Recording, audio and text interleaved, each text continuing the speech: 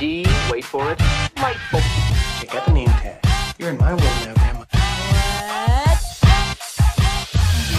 What's up, nerds, and welcome to my week in review, where I try to come to you on Sunday, today, and I try to tell you some entertainment stories that happened throughout the week that you might have missed, but probably didn't if you're up to date like I am and you follow the trades and everything. But for those of you who don't, I just wanted to fill you in on some stuff, and maybe you can share your opinions about this stuff down below.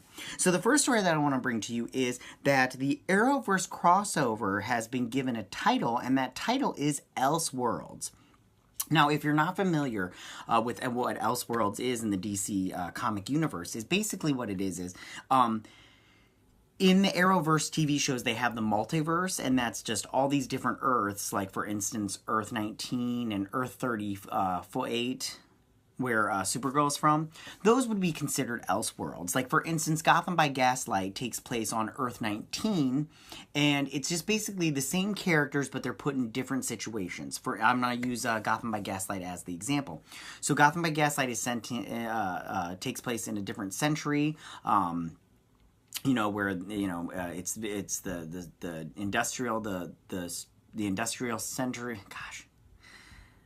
The start of the Industrial Revolution or whatnot, and you've got, like, it's very kind of like steampunkish, but more old school, like 19th century, and it's basically that. It's the same characters in the DC universe, just in a different kind of thing. Like the Red Sun is a good example of that, and that's where Superman lands on Earth and lands in Russia instead of America, and he becomes a Soviet.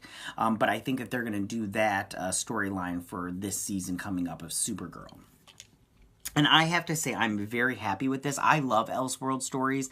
I love when you take, your regular storyline of characters and then you change it a little bit to make it something new and fresh. And I'm really excited to see what they do with this crossover.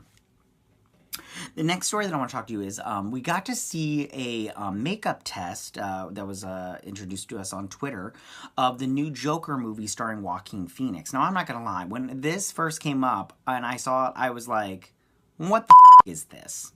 And I mean, I know what it is. It's the Joker, but it's like so not what I expected.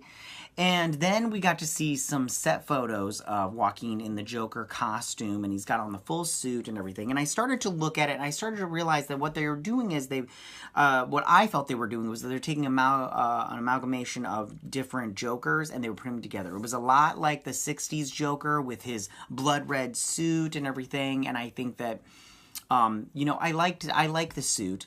As far as the makeup goes, I honestly feel like they're kind of ripping off The Dark Knight. I mean, at one point, he's actually got a mask on in the subway, and then he takes the mask off, and he's just got a painted face, kind of like what they did in the bank robbery scene in The Dark Knight. Now, I'm not saying they're outright copying.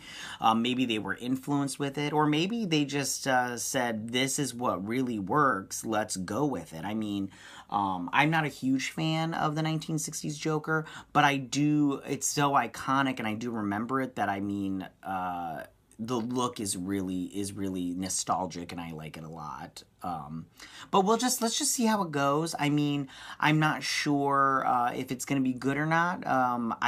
It's a Batman movie without Batman. It's just got Joker, and I think that Gotham plays with that whole what came first, the chicken or the egg. But in this case, what came first, Batman or his villains? And I think that this will be a good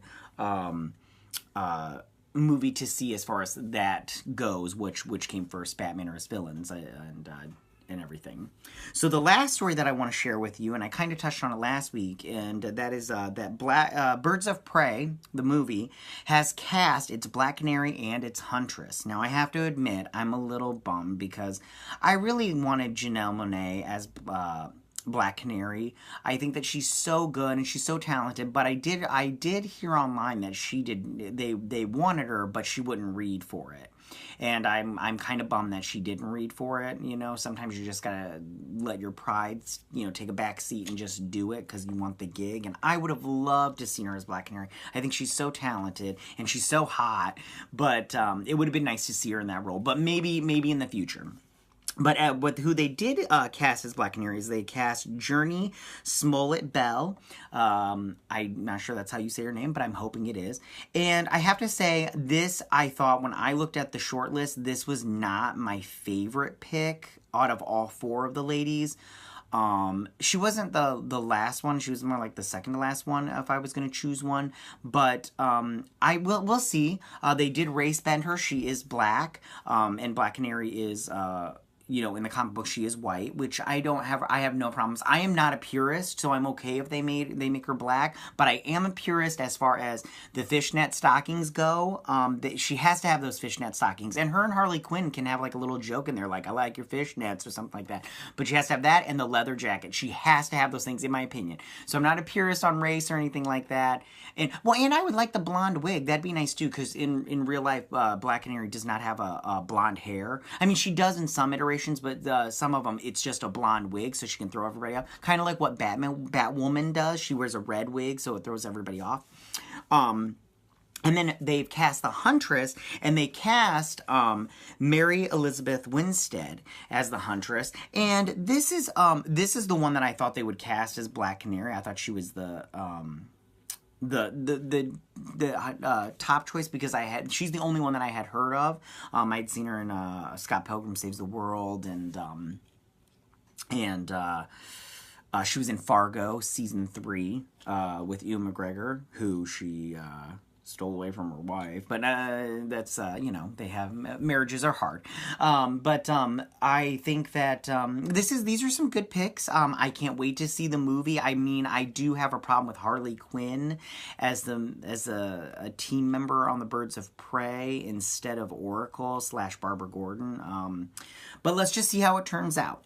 So, what did you guys think of the 3 stories that I shared with you today? Are you excited about the Birds of Prey casting? How do you feel about Elseworlds being in the Arrowverse? And then the Joker makeup. How did you guys feel about that and the set photos that we got to see?